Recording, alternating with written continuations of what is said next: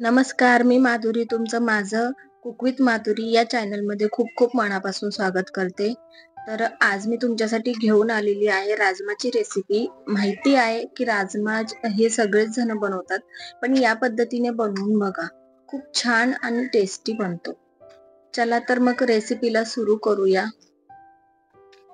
इथं मी एका मिक्सरच्या भांड्यामध्ये 3 मीडियम साईजचे टोमॅटो कट करून घेतला आहे. त्यामध्ये 2 ते 3 इंच अद्रकचे तुकडे टाका. 12 ते 15 लसूणच्या कळ्या आणि 2 हिरव्या मिरच्या टाकून याची मिक्सरमध्ये बारीक पेस्ट तयार करून घ्या. बघा या पद्धतीने पेस्ट तयार करून घ्या.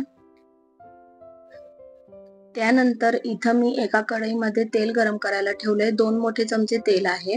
तेल गरम झाल्यानंतर यामध्ये अर्धा चमचा जिरं टाका आणि 3 मीडियम साईजचे बारीक चिरलेला कांदा टाका. हा कांदा मी चॉपर मध्ये बारीक करून घेतला आहे. हाताने बारीक करण्यापेक्षा हा चॉपर मध्ये छान असा बारीक होतो. चॉपर मध्ये जर कांदा बारीक केला ना तर याची ग्रेव्ही एकदम अशी घट्ट तयार होते. हा कांदा आपल्याला हलकासा लाल कलर येईपर्यंत चांगला तेलात परतवून घ्यायचा आहे. तर बघा कांद्याचा कलर हा आता बदलला आहे. त्यानंतर यामध्ये जी टोमॅटोची प्युरी आपण तयार केली होती ती टाकून घ्या आणि या टोमॅटोची प्युरी चांगली मिक्स करून घ्या.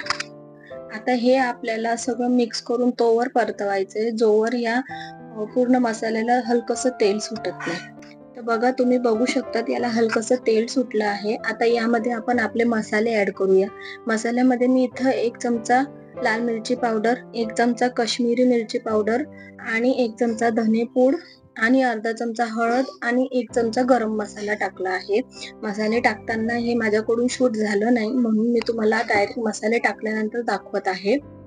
हे सगळं मसाले टाकून झाल्यानंतर सगळं मिक्स करून याला छान असं तेल सुटेपर्यंत आणि हा मसाला पूर्ण ड्राय होईपर्यंत चांगलं परतवून घ्या.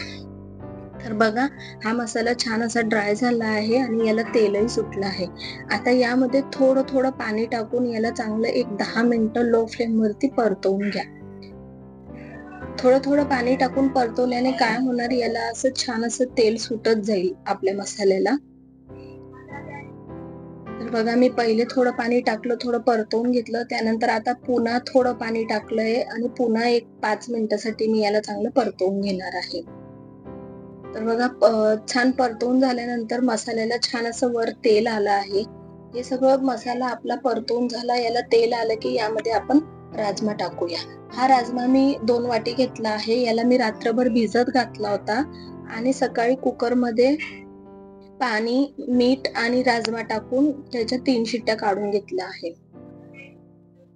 त्यानंतर यामध्ये चवीनुसार मीठ टाका आणि मिक्स करून घ्या.